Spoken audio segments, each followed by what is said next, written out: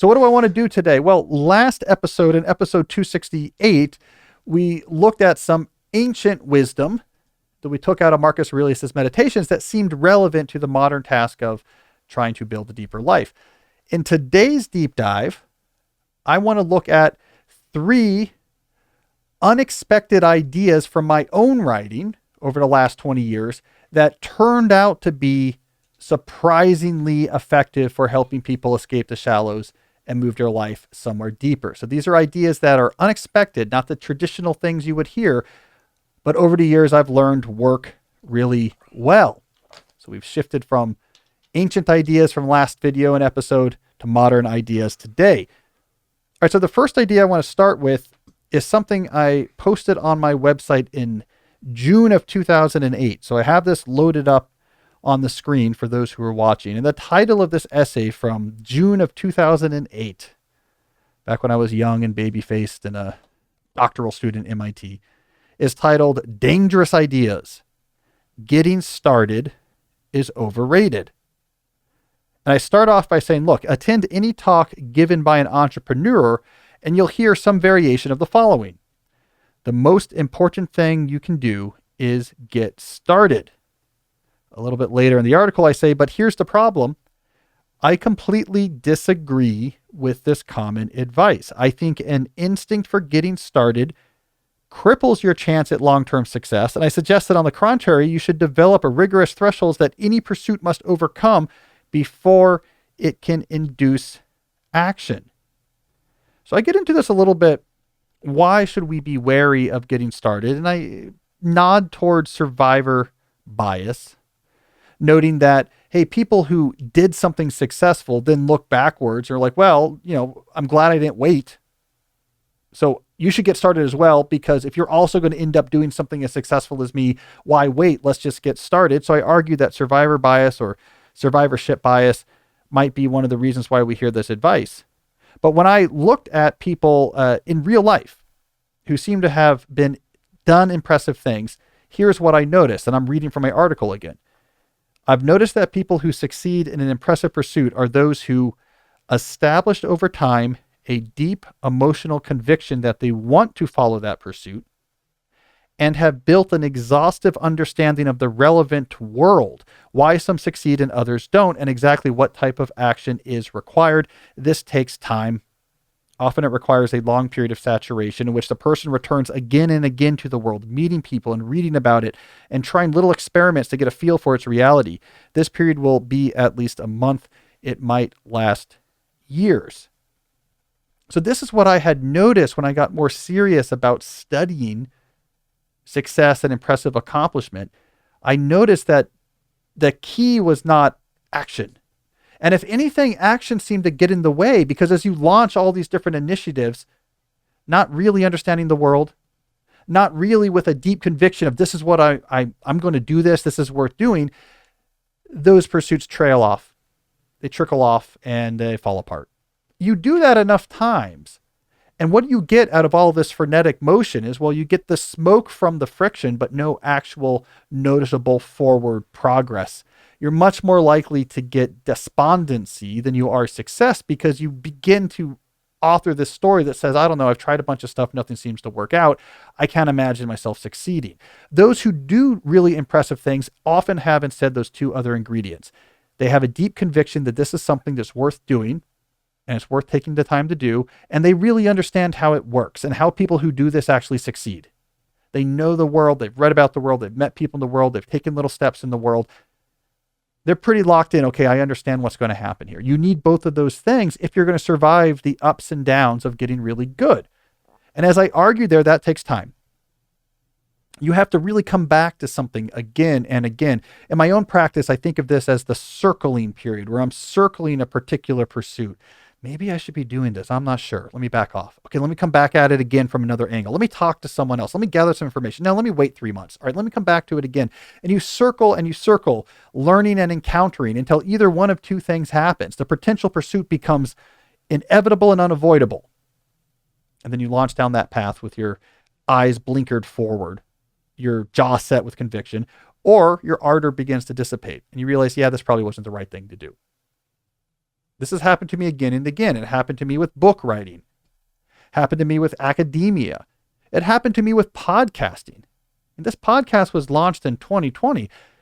2020 was not the first year I had a thought about a podcast. I've been doing podcasts at a regular rate since roughly about 2014. I've probably been on a couple thousand different podcast episodes. I know the field well. I circled this for a long time until I really understood it, really understood why it would make sense for me, really understood what it would take to succeed, which direction I would have to go.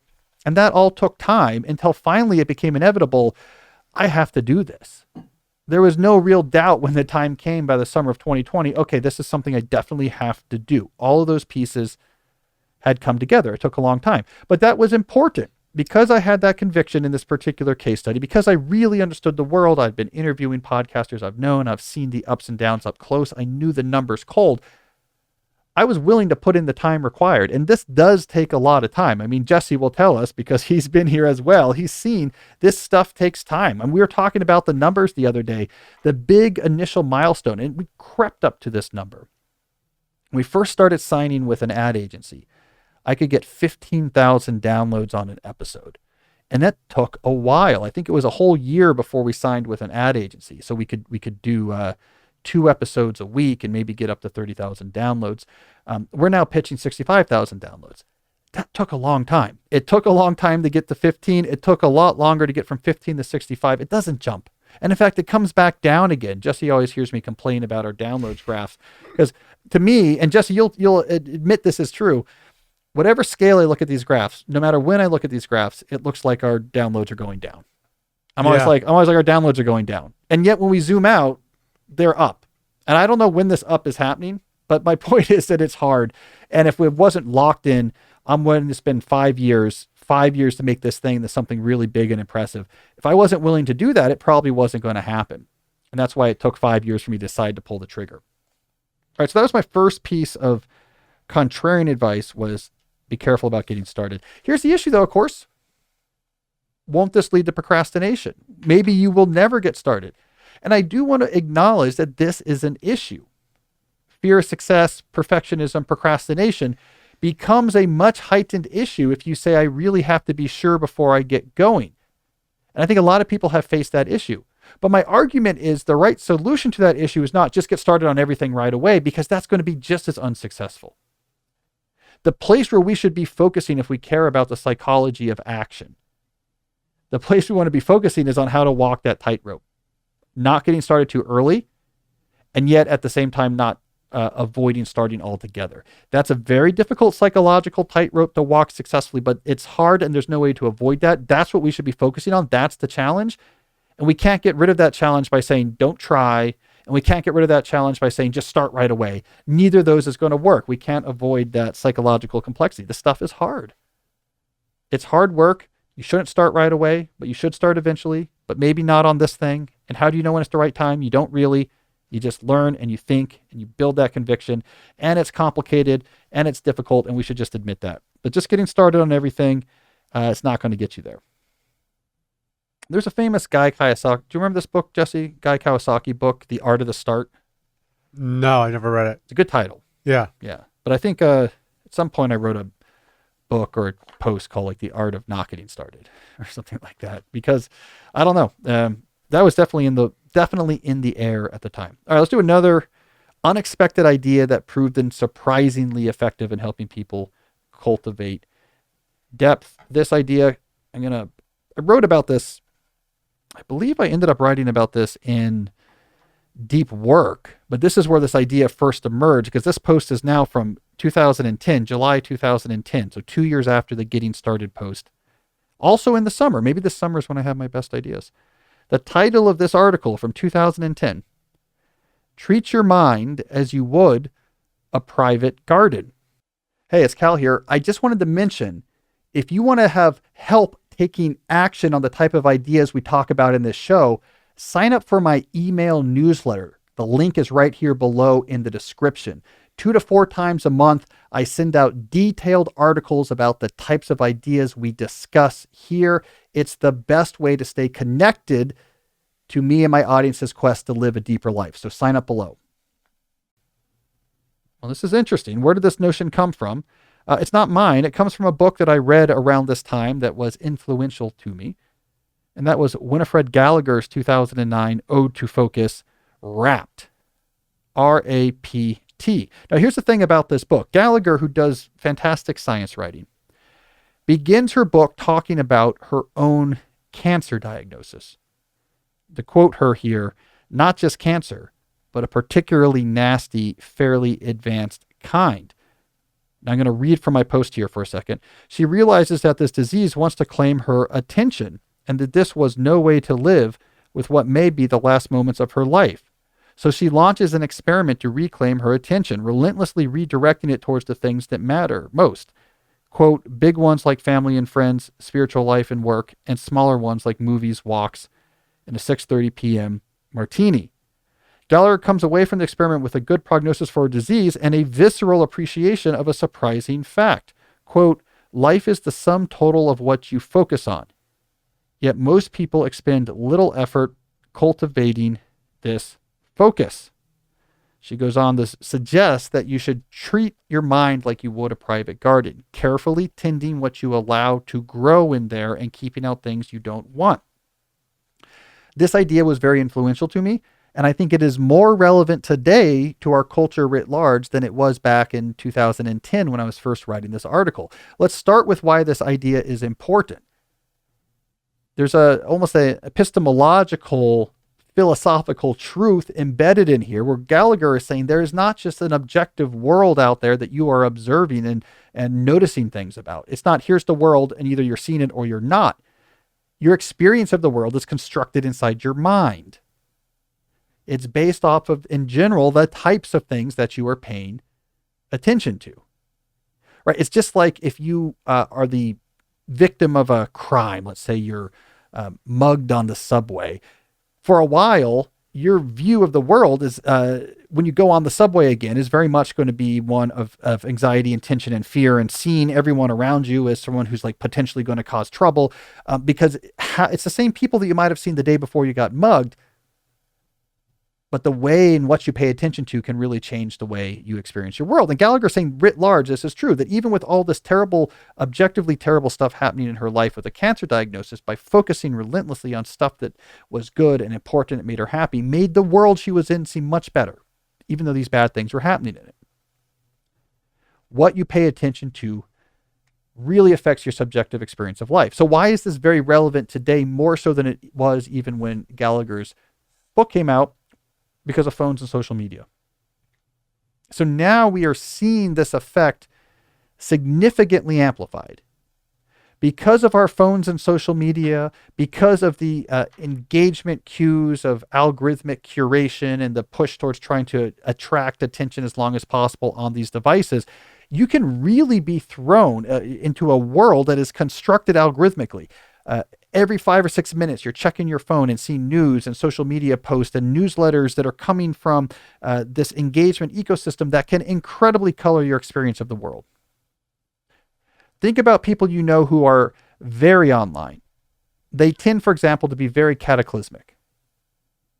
They think the world is, a day or two away from a major civil war, and really the only thing that's going to get in the way is before that can even happen, there's going to be a climate apocalypse that's going to fuel an even worse strain of COVID to turn people into zombies that are going to steal election results as a way to try to keep certain books out of the libraries or something, right? I mean, if you're online all the time, you're like, my God, the world is falling apart. It's what you pay attention to colors your experience of everything in the world. Anything you see, innocent conversation you're having with a parent at your kid's school, like everything suddenly is colored by this. We should treat our minds like a private garden and say, I don't want to see the world as being a few days away from, the Civil War, climate, pandemic apocalypse, and we're all about to die. I would, like Winifred Gallagher, enjoy my 6:30 martini, friends, going to see the movies. So this is something I think that has proven to be really effective, is care what you pay attention to. How much news do you read? When do you read it? Why do you read it? What engagement sites do you allow yourself to turn your attention towards?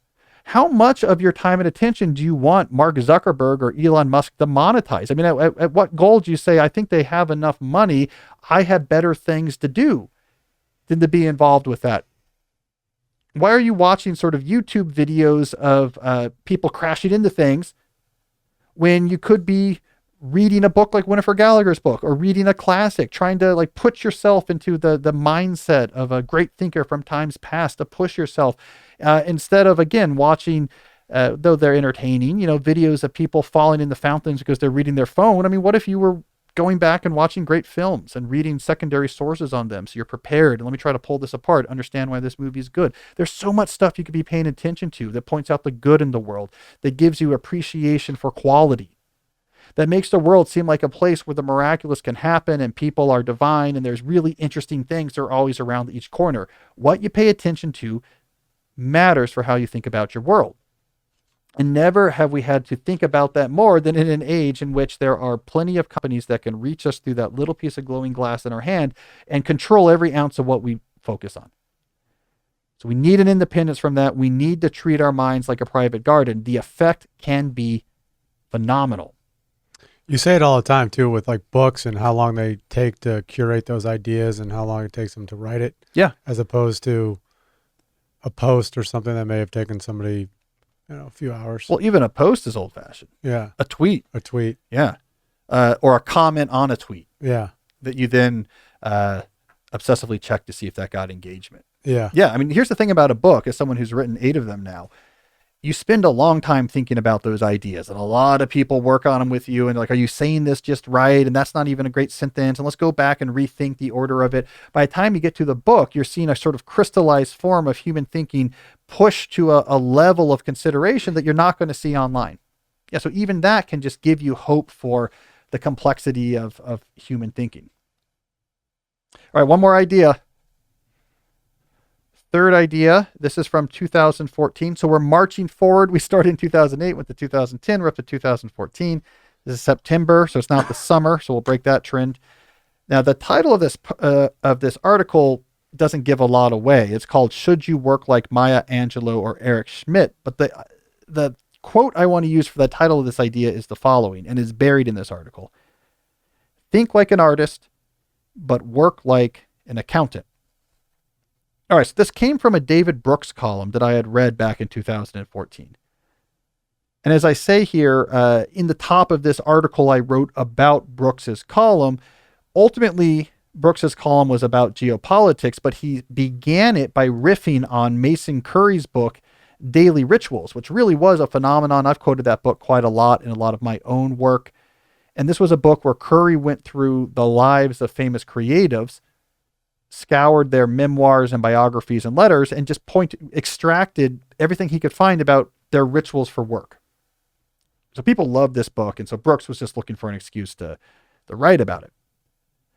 Now, however, what was cool about his summary was a couple points he made. So let me read from my article, which will in turn quote Brooks.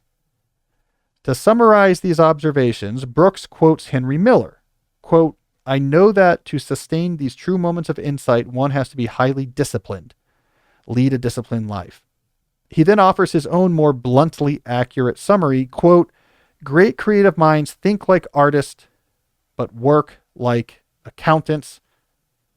Or to put it in study hacks lingo, deep insight requires a disciplined commitment to deep work.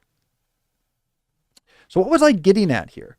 An idea that I think has pervaded my thinking about what we do here on this podcast and in my writing in the years since, which is there is a paradox at the core of organizational productivity. Right? So that's the term I'm going to use here for productivity that is focused on organizing the obligations in your life so that you have more intentional control over how you spend your time. I'm trying to separate this from outcome-based productivity, which has more to do with maximizing output per each unit of input. Right, so for organizational productivity, there's this paradoxical observation that the better you are at that, the more free, creative, and relaxed you can be. And this goes contrary to a lot of people's instincts. People think, wait a second, to be organized is in some sense where creativity goes to die. I'm going to have my planners and my systems, and it's so rigid. And there's no room for me to be creative. There's no room for me to just go on a flight of fancy and to follow an idea or to go into the field with my Fields Note notebook and have that big insight. If I structure my life, I'm going to be a boring executive. I'm a creative type. I don't do that. But what Brooks is pointing out here, his lesson from studying Mason Curry, his lesson that he quoted Henry Miller making, is that actually this organization supports creativity, relaxation, and freedom. To have your arms around, here's the things on my plate. Here's what needs to be done. Here's when I'm going to do things on them. Here's what I need to take off because this is too much. That gives you the breathing room needed to relax. That gives you the breathing room needed to be creative. Because when you can trust, okay, I have things captured, one of the things you can do is like, great, I'm going to spend all day today just working on this creative pursuit. And you can do so without distraction or guilt because you're not just randomly pushing stuff to the side and hoping nothing bad happens. When you can control your times and obligations, you can realize with precision the impact of everything you've said yes to and have the courage then to pull back. When you realize exactly what happens with your time and how long things take, you're much more realistic when you say yes and no. You say, no, I know how this story ends. If I say yes to this, this, and this, that's going to put this many things on my schedule. I've seen that before because I have a pretty good sense of my time. That's going to be too crowded. I know I need to pull that way back. I need to stop doing this, no longer do these gigs, leave this position, rechange this. It gives you this type of autonomy over how your time actually unfolds. So I like the way Brooks put it. Think like an artist, but work like an accountant. So when you're thinking, be creative, be deep, be free. But when structuring your work, be much more structured like an accountant. And you'll be able then to get more out of your time. If you do things like multi-scale planning, you have a quarterly, weekly, daily plan, time block plan, makes a big difference combined with full capture.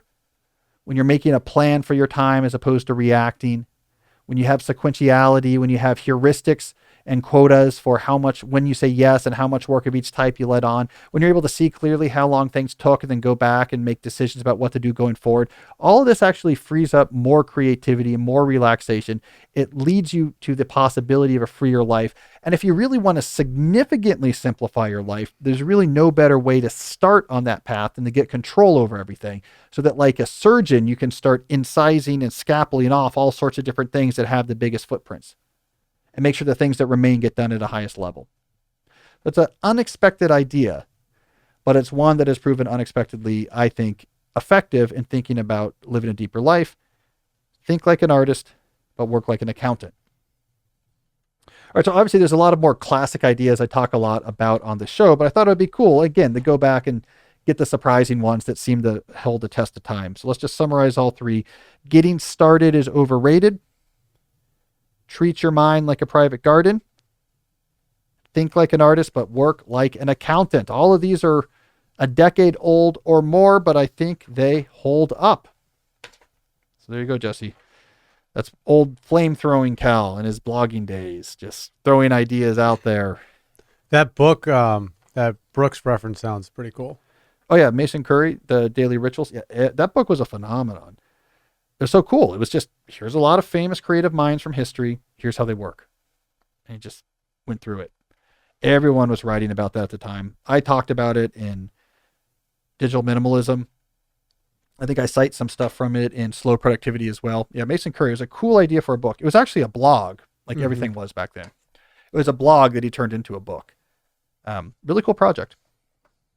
All right, so I want to move on and do some questions roughly on this general topic of sort of escaping the mediocre life and finding depth. Before we do, I want to mention real quick a sponsor that helps make this show possible, and that is our friends at Mosh. Now, I got to tell you this. So Mosh bars come in 6 delicious flavors. I'm going to give you the foundation here before I tell you a story from my life about these. Mosh bars come in 6 delicious flavors. Each has 12 grams of protein and are made with ingredients that support brain health, like ashwagandha, lion's mane, and collagen, and omega-3s. At 160 calories and only 1 gram of sugar, Mosh protein bars are a guilt-free snack your brain and body will crave. I can tell you from experience, they will. It was just a few days ago that I got a whole box of these. That box is empty. Because they taste really good. They've got a great texture where it's soft but with crunchiness inside of them. They barely have any sugar in them. We're talking 1 gram of sugar. They have a lot of protein. So when you just need, I'm having a hard, long day, thing after thing after thing, you just want a little bit of energy input. They taste great, and they're going to get that to you guilt-free. So I just ate the whole box. I love the flavors, interesting flavors. We're talking banana bread. That's very good. Chocolate peanut butter. I mean, come on, you're not going to go wrong. And so like, clearly I'm a Mosh Bar fan. You can just tell by looking at the rate at which I actually empty these boxes. Mosh was actually founded by Patrick Schwarzenegger and Maria Shriver. It's a mission-driven brain health and wellness company that donates a portion of all proteins to support women's brain research through the Women's Alzheimer's Movement at the Cleveland Clinic. It also has a new line of plant-powered protein bars in 3 delicious flavors for those who want all the protein and brain support in the original bar, but now made with plant-based ingredients. So don't settle for a mediocre snack when you can nourish your body and mind with the fuel it needs to succeed. So whether you're at the gym, on the go, or just living your best life, Mosh protein bars will keep your brain and body fit, fueled, and feeling good. Head to moshlife.com/deep to save 20% off and get free shipping on your first 6-count trial pack. That's 20% off plus free shipping on your first 6-count trial pack, which includes all 6 mouth-watering flavors, moshlifE.com/deep. Speaking about health, hard to find a doctor these days. How do you do it? You ask people for recommendations. You know, people are like, I don't know. How about this guy? You go there. They have no appointments. You ask someone else. They're like, I don't know, she's pretty good. You go there. They have an appointment, but then it turns out they don't take your insurance and you just wasted your time. It really is quite primitive how we find healthcare providers. That's why you need ZocDoc. ZocDoc is a free app where you can find amazing doctors and book appointments online.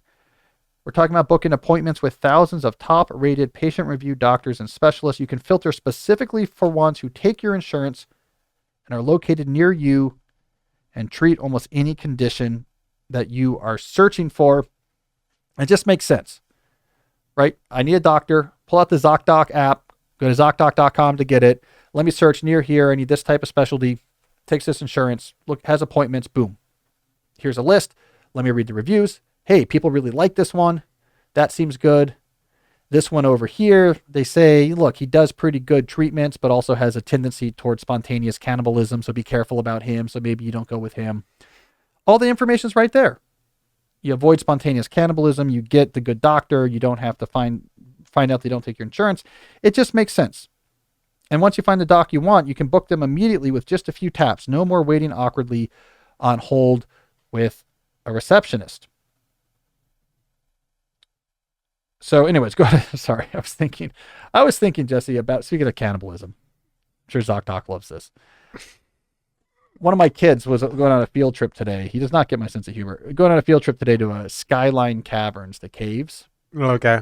And I told him, because I thought this was good advice. So I said, look, if you notice something seems amiss, like your tour guide looks nervous, like he might be lost, or like some of the lights are going off, your best bet is to start cannibalizing someone right away.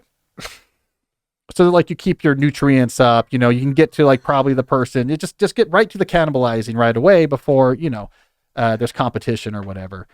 And he thought about it for a second and was like, Dad, I think it's unlikely we're going to get lost in the cave. So I guess you could probably say the same about if you're worried about your doctor being a cannibal. ZocDoc will help you avoid that. All right. Forget cannibalism. Good doctors, take your insurance, nearby reviews. ZocDoc will get you there. Go to ZocDoc.com/deep and download the ZocDoc app for free. Then find and book a top-rated doctor today. That's ZocDoc.com/deep. ZocDoc.com/deep. All right, Jesse, let's do some questions. That kind of got me reminded of a side rant that Mad Dog had last week about Taylor Swift and Travis Kelce. Is Taylor Swift involved in a cannibal scandal with the football player? It was just like, it was just this big rant that he went on that was hilarious, and it kind of reminded me of the same. Speaking of Mad Dog, I was listening to Bill Simmons being interviewed on the Smartless podcast. They're talking about why he got into podcasting. And he said his biggest influence was Mike and the Mad Dog. Oh, yeah. Yeah. They were big. Yeah. They were real big. And he's, where's Bill Simmons based? Is he based in Connecticut? He was from Boston. Okay. Then he moved to Connecticut after his parents got divorced in high school. Okay. And now he's based in LA. Oh, okay. Yeah. But he said what he liked about Mike and the Mad Dog was when they would veer from sports to talk about like culture issues. Yeah, they'd have authors on stuff. Yeah. So Mad that Dog still does. And that's where Bill Simmons, really adopted this idea, which is his MO of bringing pop culture and intersecting that with sports. So it's not just pure sports. It's the pop culture stuff is just as important. So there you go. Mad Dog. All right. First question is from Tanya. I'm struggling to be social and confident. What can I do to speak more articulately and gain confidence and impress more people? Well, Tanya, it's a good question. And I can tell you a lot of this is practice, right? The more you're around people in different situations, the more comfortable you get in those situations. The more you spend talking about things or explaining yourself or talking to people, the more comfortable and articulate you get in those types of conversations. I mean, I talk pretty, here on this podcast, but in part because I've been professionally speaking since I was in my young 20s. So I'm sort of used to it. The cadences of speaking, the pacing, the coming up in your head with what you're going to say next. It all just sort of comes with practice. So social stuff really can be practiced. You can start with very low-key social stuff early on, stuff that you're already pretty comfortable with. I know this person. I don't mind hanging out with them. So we go to, a restaurant or a bar together or go to movies together on a fairly regular basis. So I'm just used to, in a comfortable situation, being out in the world with people and talking to them and interacting, but the stakes are low. Then you can build that up to bigger things. Okay, I'm going to go to bigger social events or parties. At first, small ones. Here's my friend, that's their birthday party, and you get more confident with that. So a lot of this is just practice. Now, one of the things I think that is often left out of this conversation is the role of anxiety. Anxiety gets really intertwined with socializing in ways that I think it's hard for people who don't feel that same anxiety to understand. They don't understand how these really get mixed in together. You really can start to build up a sort of dread or anxiety around different situations. It's why one of the outcomes of pretty severe anxiety disorders would be an agoraphobia, where you don't leave your house anymore. It's because often those two things can go together. The same circuits that are related to sociality are often the same circuits that are short-circuiting when you're suffering from anxiety. So if anxiety is a real issue here, Tanya, it's not just, I'm out of practice, what do I do? It's I really feel physically dread and concern and panic when I'm in these situations. I would look towards ACT-based techniques. They're very good for exactly this situation. So ACT, otherwise known as third wave psychotherapy, stands for acceptance commitment therapy. It's a very effective evidence-based type of psychotherapy that does really well with anxiety, social anxiety, panic type anxiety around other people. It's really based upon separating feelings from your actual actions. It really helps train you to recognize the physical symptoms of something like anxiety and say, yes, but I'm still going to commit to do this thing that I think is valuable. And I can still do that even if this feeling comes and goes. It helps you avoid labeling that feeling as this is really important. Something really bad is happening. It's really bad to be feeling this way. It breaks that loop of you labeling your feelings and just seeing them as feelings themselves. We talked about this a little bit in last week's episode. We read Marcus Aurelius's meditation. He had some actually Stoic ideas that are connected to modern acceptance commitment therapy. But I just want to point that out there, Tanya, that there's a more serious training you can do with the tools of ACT that are there and available. And so if the anxiety is really holding you back, that's not permanent. You have to think about that like knee pain. You had knee pain, the doctor's going to help you fix it, though it might take some PT and a little bit of time. Same thing here. Look into acceptance commitment therapy. There's some good books on it. I think it's The Happiness Trap is one of the famous sort of public-facing books on ACT. That's a good entry place into it. Russ Harris, maybe. Maybe you can look that up, Jesse, see if The Happiness Trap. But I just want to throw that out there because it can be frustrating if you're on the anxiety spectrum. I'm on that spectrum. It manifests for myself in interesting ways. I have to do a lot of training on it. Depending if you're on that spectrum, it can be frustrating to just be around someone really social. It's like, what's the problem? Just like come to the thing. Like, what could go on? And they don't realize that you're feeling immense dread. So there's a lot of things you can do there, Tanya. The train, do the work. It is worth it. Sociality is very important. Yeah, you got it right. It was Russ Harris. Russ Harris. Okay. The Happiness Trap. Yep. Yeah, it's a good book. All right. What do we got next? All right, next question is from Ben. In what ways can being ordinary be good in life? This was an interesting question, Ben. I had to think about it a little bit. It resonated a little bit because I think what you're getting at here is this interesting trade-off when you're thinking about the deep life and how you want to shape it. Because one way you can go, of course, is towards exceptionalness. I want to do something exceptional. I want to be noted for it. I want to do something noteworthy, have some fame for this thing that I'm doing that's important. That's one particular path for the deep life. The other path for the deep life is I want to build a life around my values. Start with discipline, figure out my values, organize my stuff, sacrifice and be a leader on behalf of others, and then find areas of my life to be remarkable. And you could sort of have this quiet, deep life where you really matter to a lot of people and you find and extract out of life a lot of joy and appreciation of stuff that's fantastic or great or remarkable, all without having to be, I am an exceptional X and people recognize it. You have sort of two paths towards depth here.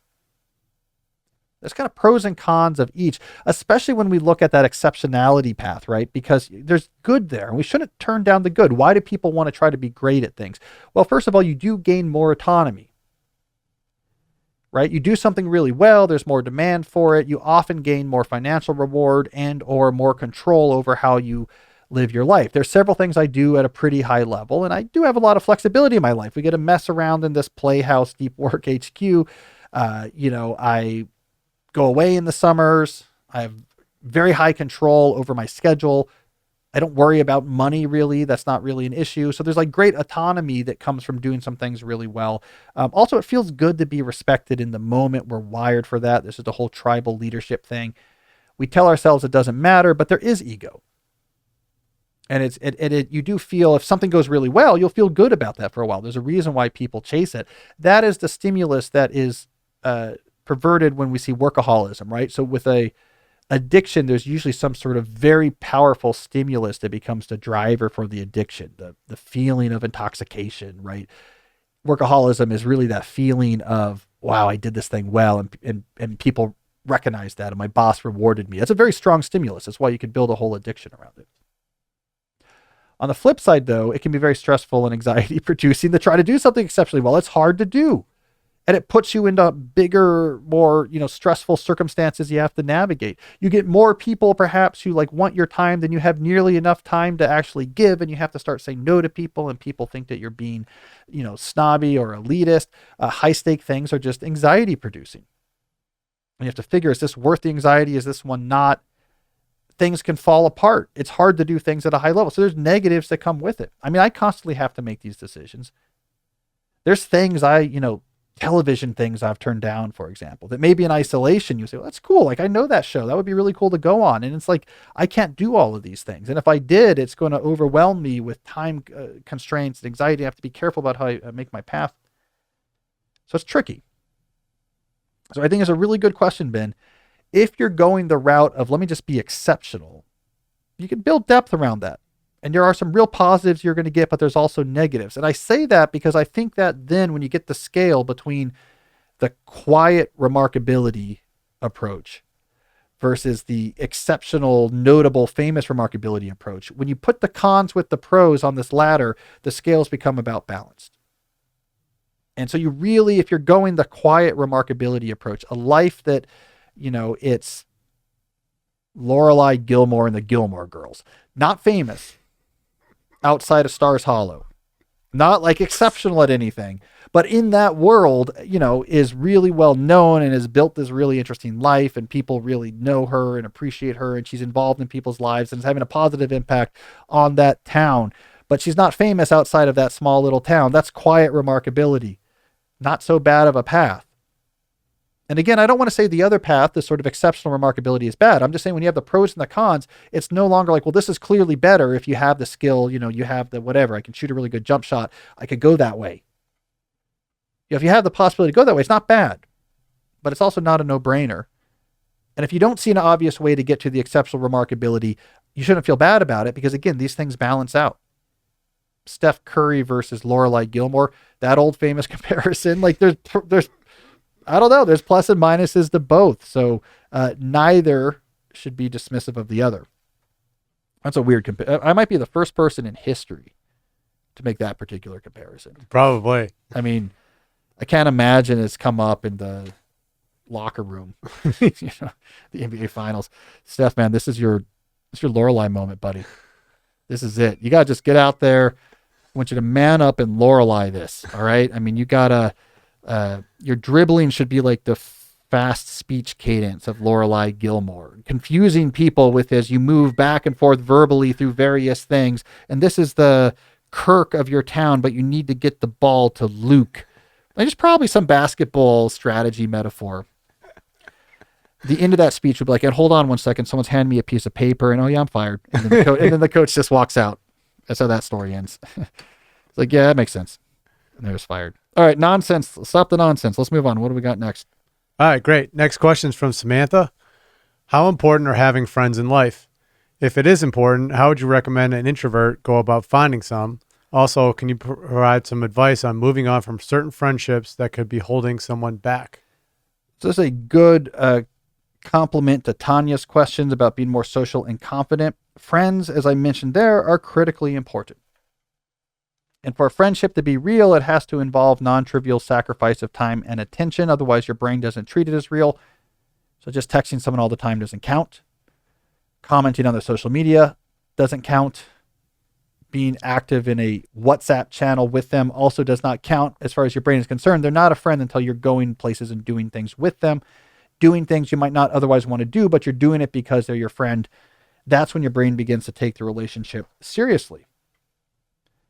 So this should be a regular part of your weekly planning, especially if you're trying to build up friendships as something that's more important. That a regular part of your weekly planning should be, what am I doing this week to strengthen or develop friendships? You have to be pretty systematic about it, especially if you're sort of getting back in the saddle, so to speak. So fortunately, I can point you towards a resource here.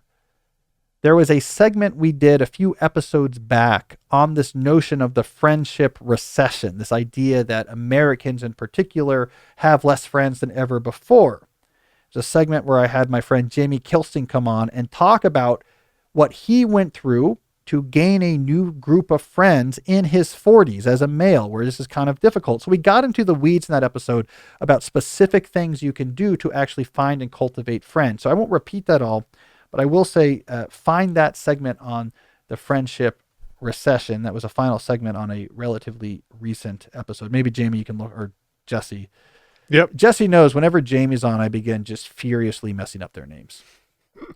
Because, and as Jesse has pointed out, maybe it's because Joe Rogan's podcast producer is named Jamie. So it's just in the collective conscious of like, Jamie is what you call the other person on a microphone when you're podcasting. So it doesn't take much to tip me into that. He'll look that up. But anyways, I think it was 266. 266. Take control of your technology habits.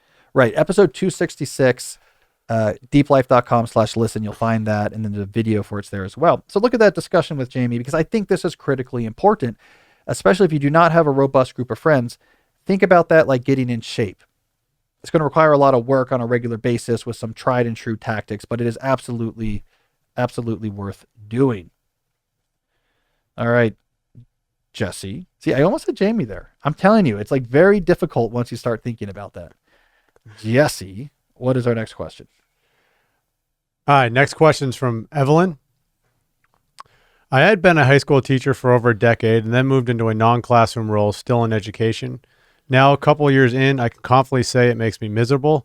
The work environment suffers from all the symptoms you describe about knowledge work and from lack of management. Ultimately, I decided to return back to the classroom, taking a pay cut, but I wanted to radically shift how I approached the job. I'm curious if you have any advice for reapproaching this type of work in a way that guards against burnout and prioritizes craft, deep work, and slow productivity. Well, Evelyn, first of all, I like your intention here. You're trying to actually craft your life to match the vision, your vision of your ideal lifestyle.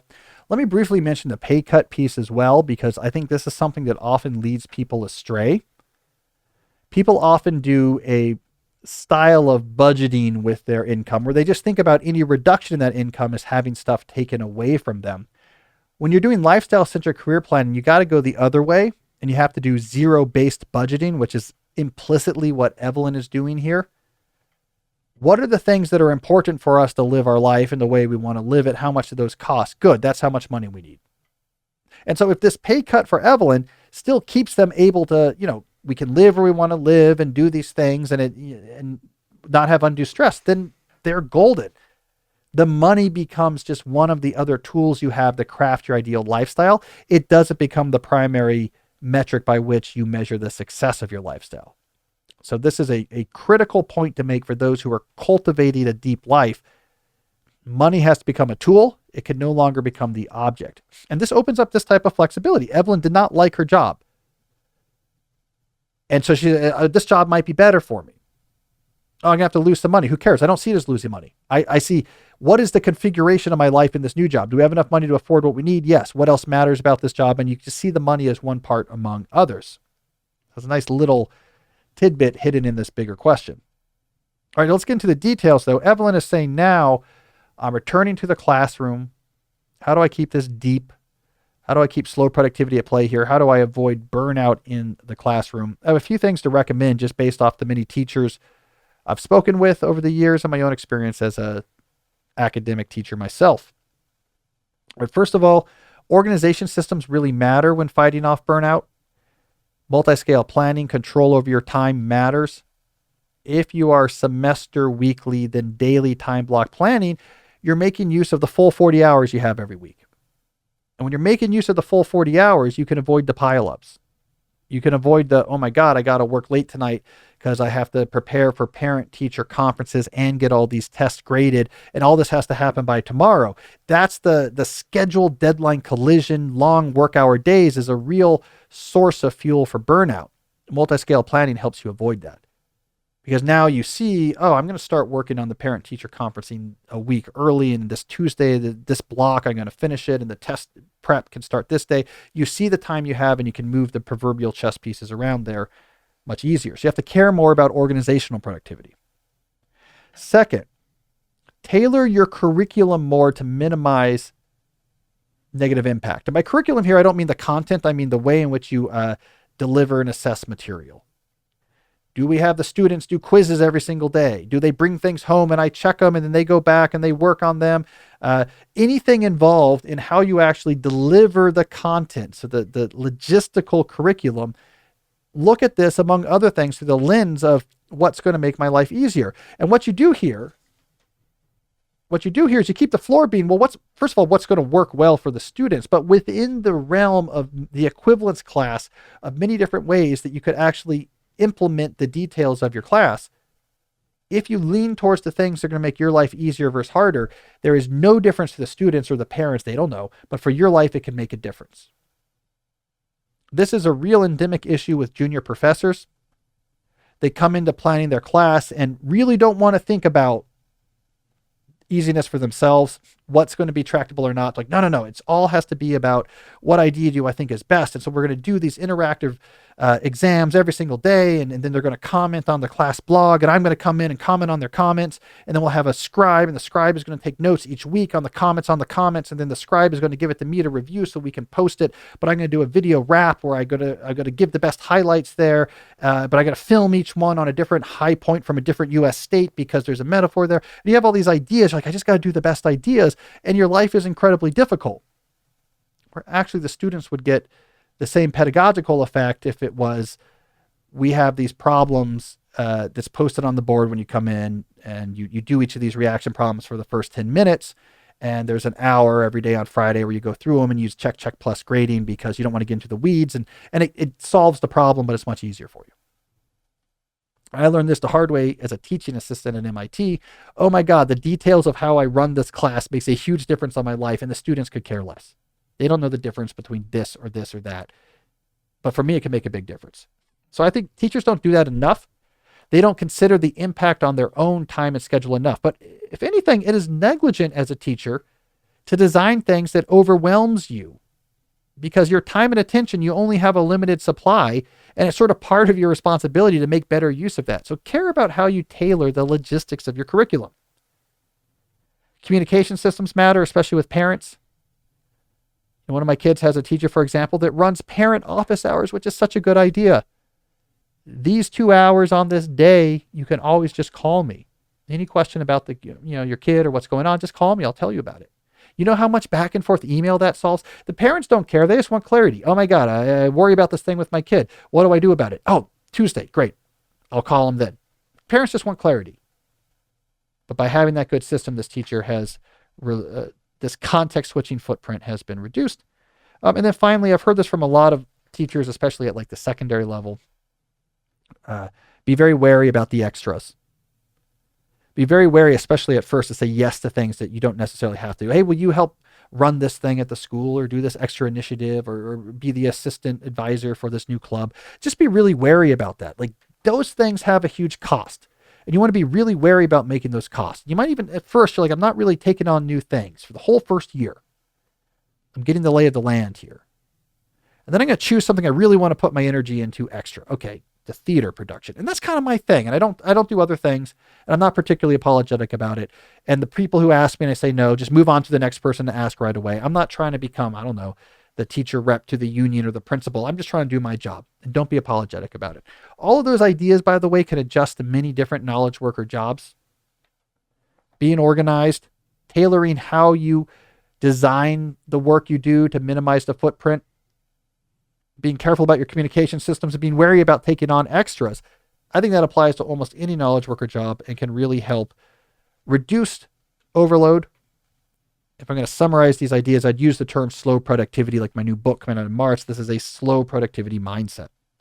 All right, let's do one more quick question here, Jesse. All right, next question is from Samir. I like the idea of a deep life, and I've replaced passive internet use with activities that I really care about, such as mathematics, botany, and playing guitar. My problem is that I discovered these hobbies, and he's actually in med school, his medical pursuit, through YouTube. I follow Andrew Huberman and other math channels. Is it okay to still use YouTube to get innovative ideas? Always a good chance to review my thoughts on YouTube because it's a complicated platform. Video and independent produced video, I do strongly believe, is the future of independent content. For whatever reason, video has a stronger hold over the human psyche than either audio or text.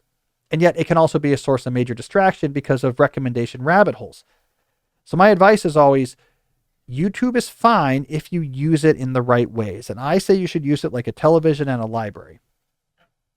What I mean about that, when I say use it like a television, I mean there's particular shows you like that you might turn on the TV to watch. Seinfeld's on tonight, I want to watch it. That's fine to use YouTube that way. Andrew Huberman could be your Seinfeld. I like Andrew Huberman. It's very high quality content. It's interesting. It's better than anything I watch on cable. He posts the video on, I don't know when he does it, but let's just say for the sake of example, on Monday. So to load up the YouTube app on your TV on Monday night and saying, I'm going to watch Huberman or I'm going to watch him as I eat lunch on Tuesdays is an absolutely fine use of YouTube. It's like a television where you have very niche channels that have shows on that you really like. Using it like a library is also fine. I have this hobby now, botany, like you mentioned, and I want to look up how to take care of a particular type of orchid. Look up a video of that on YouTube. Could be a fantastic way to learn how to do it. Visual is better than text. There's a lot of great how-to stuff on YouTube. Use it like a library. What you don't want to do is use it as a default source of distraction. So you don't want to use it as, I'm bored, let me go to YouTube to be entertained. That's where the danger is. You start following these weird videos until eventually it's like someone in a weird costume opening a box as they fall into a fountain that gets full of money from Mr. Beast or something. I don't know. Things get weird when you go down the just maximizing engagement rabbit hole. So use it to watch particular things you like. Maybe you like my show, you like Huberman's show, great. Think of it like you're watching a show on CNN or NBC. It's just an internet delivered channel, fine. Looking up stuff, how do I do this, how do I do that? Use YouTube, fine. Just don't use it as a default source of distraction.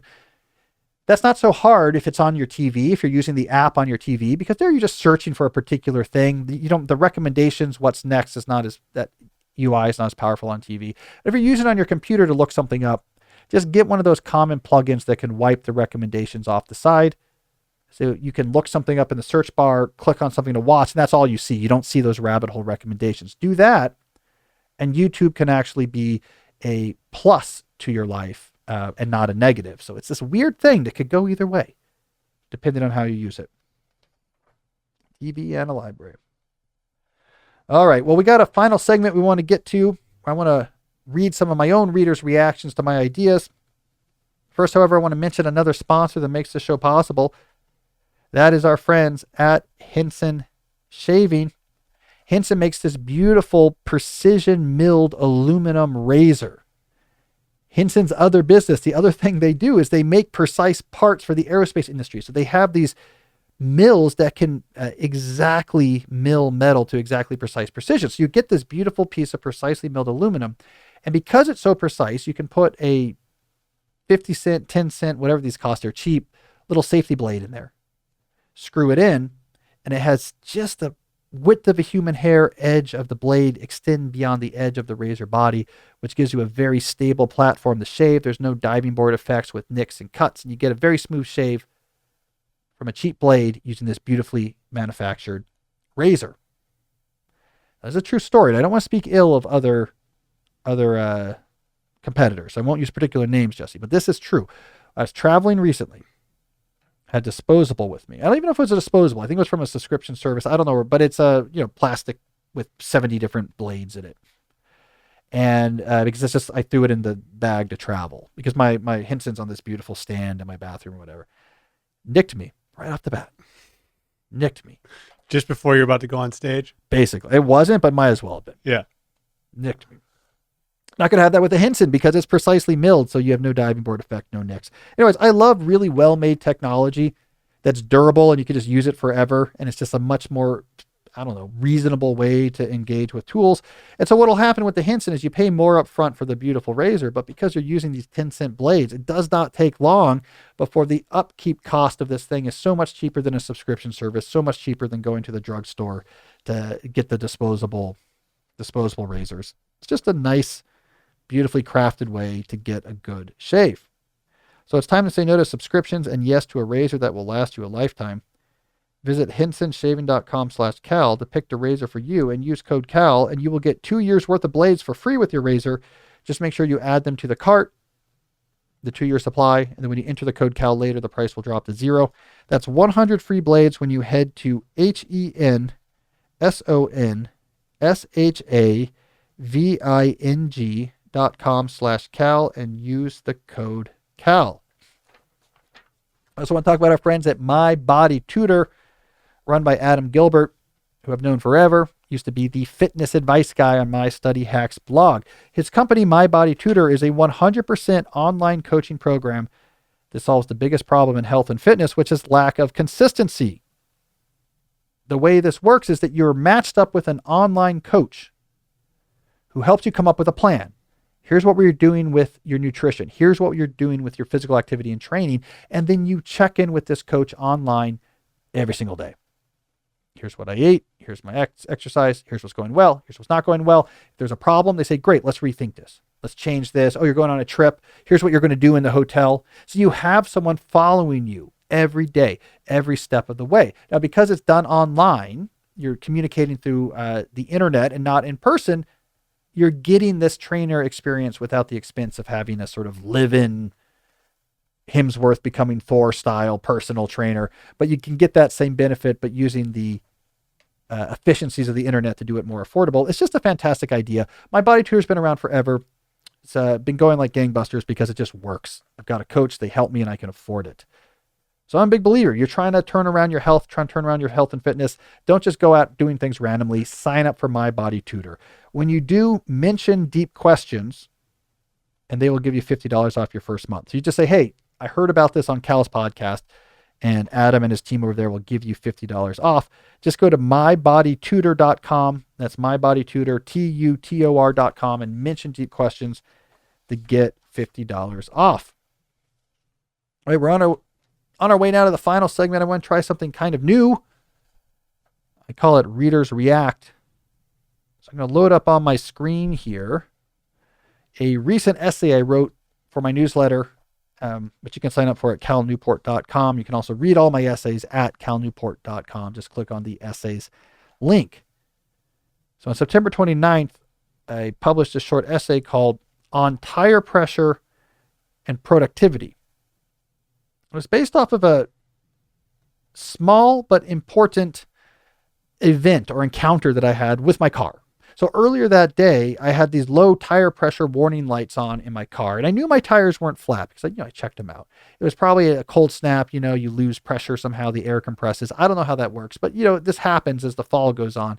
Your pressure drops down, you get that indicator light on. And it stresses me out because, when I see that low pressure indicator, I now start imagining every time I turn that the car is, slipping and sliding and that I'm losing whatever traction on the road. So I don't like it. And I was late. I was going to see a movie. I went to see The Creator, actually. AI dystopian movie. I have thoughts. Mixed review. But a story for another day. By the way, I was going to a movie in the middle of the day because I told my wife, I write about AI sometimes. So I have to go see this movie because it's about AI. I don't know if she bought it or not. But you do that normally, like schedule time to see movies like throughout the month, right? I try to, yeah. I mean, usually at home. It's more rare for me to usually for me to go see a movie at a theater during the day. Usually December I'll do that. So after the semester ends, but while my kids are still in school. And then in May I'll do that as well. When the semester ends, but like my kids are still in school. I'll always pick a day at the end of each semester. I'll go buy a book and then go see a movie. But I digress. The point of the story is I was like, you know what? I'm just going to do this. And I got out my tire pump and I pumped up the tires. And one of them was pretty low. Drive off to see the movie and the indicator light goes off. And I noticed I felt this really non-trivial sense of accomplishment. This thing was broken and I did something physical and this thing here went away. And it's better. And it felt good. And I told that story to emphasize a fact that we forget, but I think it's important. That we are wired to get non-trivial satisfaction out of setting a plan for something, doing physical activity, making our intentions manifest concretely in the world, to quote Matthew Crawford, and to then see the result, we get satisfaction out of that. This is known, right? This is the planning execution loop in the human psychology. We know about this. It's probably part of the drive that humans have to be more innovative. A lot of animals don't have this drive.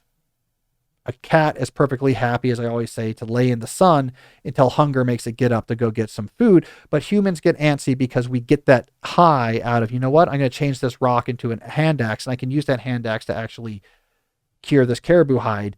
Why would we bother doing that? What's the drive is we feel good when we do that. So we do have this drive towards actual accomplishment.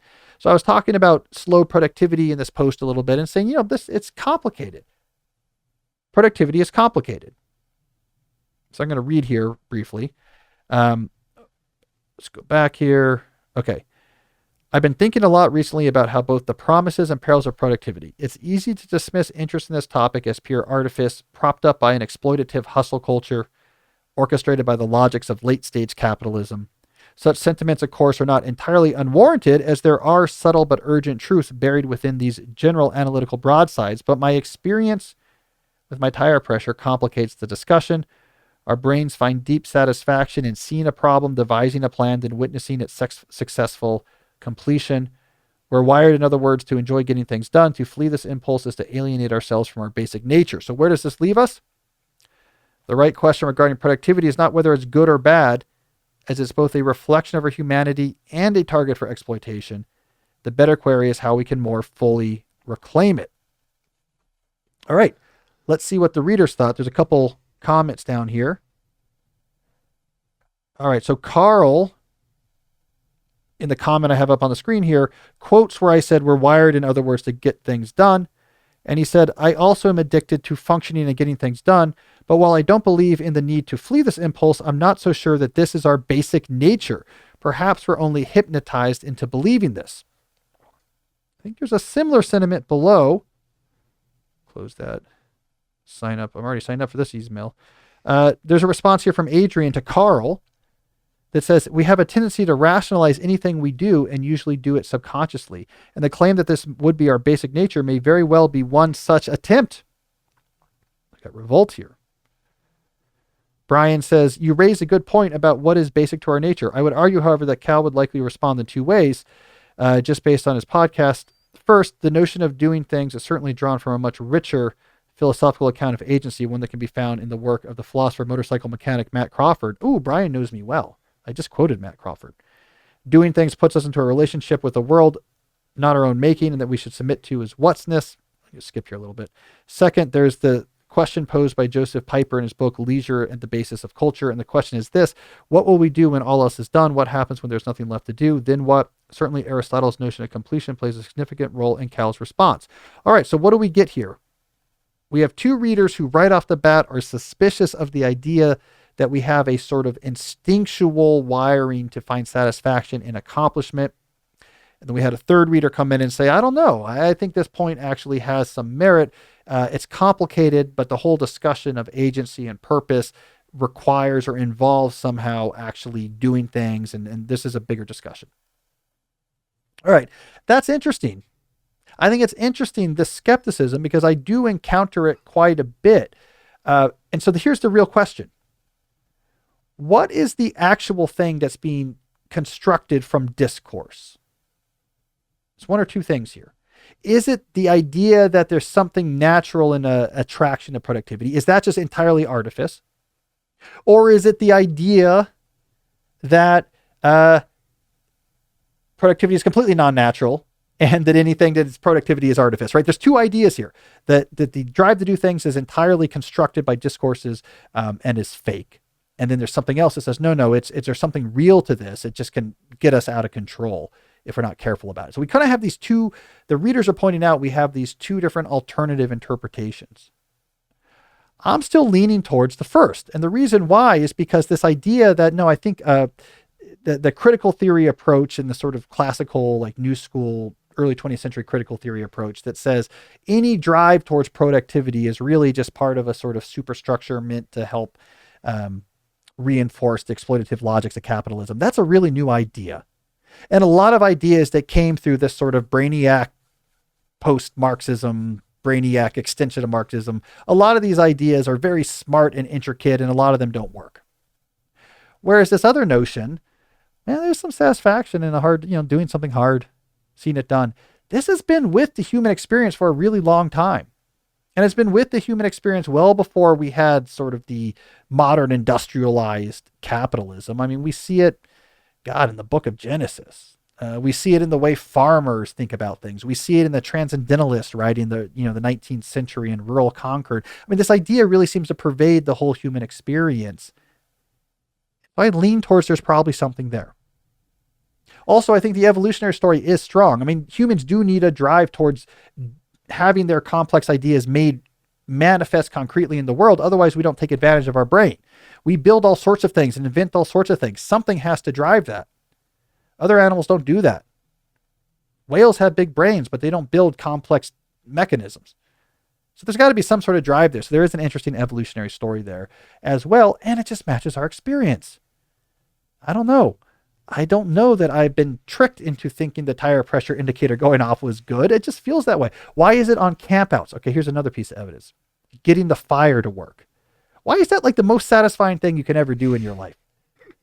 Is it because like that's going to help ExxonMobil or something? No, because it's like this primitive, we made fire where there wasn't fire before. We're wired for it. That doesn't let us off the hook though, of course. So if I'm right about this, it does not let us off the hook because we have many examples of base human instincts that in the modern world get completely corrupted. Like we don't doubt that hunger is real. That's not a artifice of cultural construction. We get hungry because our body needs food. That can also be exploited and make us very unhealthy to help benefit other people. Same thing can happen, of course, with this drive for, I like the fire to be started. Hey, I made the fire happen. Yay. An employer can completely exploit that to try to create a culture that gets you working double the time your salary really says you should have to work and say it's your passion. You should just do it. There's all sorts of opportunities here for exploitation. But we don't need the drive to accomplishment to be entirely artifice for us to be wary of and point out the exploitation of an instinct. I think if anything, recognizing that there's a deep human instinct here makes us more wary about how we think about work and production. Knowing that we're playing with a fundamental human instinct means we're playing with fire. You can do much more damage with fundamental human instincts than you can with stuff you have to construct from scratch. Why do you think the attention economy is delivered through our phones is so successful? Well, in part because boredom is an incredibly strong instinct. We don't like it. And the promise of we can get rid of boredom right away is in part why Meta is worth $800 billion in its market cap. That's really valuable. So I think these comments are great. There is a cool debate here. And I'm still falling on one side of this debate, but I like that my readers are also sticking up for the other side of the debate. This is the type of conversations we should be having about productivity. What are the instincts at play here? What is construction? What is biological? How is the biological being exploited? I think the more complex view of this we have, the better. We've ignored this too long. We've simplified productivity too long. So I'll keep writing and talking about it. I hope you, my readers and listeners, keep arguing about it, and we have a ongoing good debate. I always say, Jesse, I've got the smartest readers on the internet. Yeah, baby. I love the comments on my blog. We got a little world here. It's not huge. We don't got the trolls. We don't got the weirdos. We don't got the yes posters. It's people that have been with me for a long time. We got the smartest commenters on the internet over here at calnewport.com. So that was cool how you responded to their, comments. But I recognize these names too. Yeah. They comment a lot. Yeah. So it's cool. So I'm glad to be able to throw that in there. Hey, if you just listen to this podcast and you want to be a part of that discussion, calnewport.com, you can sign up to get these essays sent to your inbox. What a lot of people do, like these commenters here, here's what I've learned. They wait till they get the essay in their inbox and then they click over to the website to see the comments. And I know this because when we switched email providers a couple years ago, the format of the messages changed. And it had the title of the essay at the top. But in the old email provider, that title was linked to the blog post. And in the new one, it was not automatically linked. And I heard it from a lot of readers because they said, no, I love the comments. So after I read your essays in my inbox, I want to go to your website to see what people are saying. Where's the link? So we had to change it and figure out how to change the template so that the title was linked. And by the way, how we change the template, quote unquote, is I just do it manually because it was that important. People wanted to see the comment. So you can sign up there at calnewport.com and become a part of this conversation. All right, well, that's all the time we have. Thank you for listening. We'll be back next week with another episode of the show. And until then, as always, stay deep. Hey, so if you like this discussion today about some modern ideas to cure your mediocre life, then I think you'll also like episode 268, in which we look at some ancient ideas taken from Stoicism to help you accomplish the same goal. I want to go through the ideas from this classic Stoic treatise and point out those that I think are most relevant to our goal here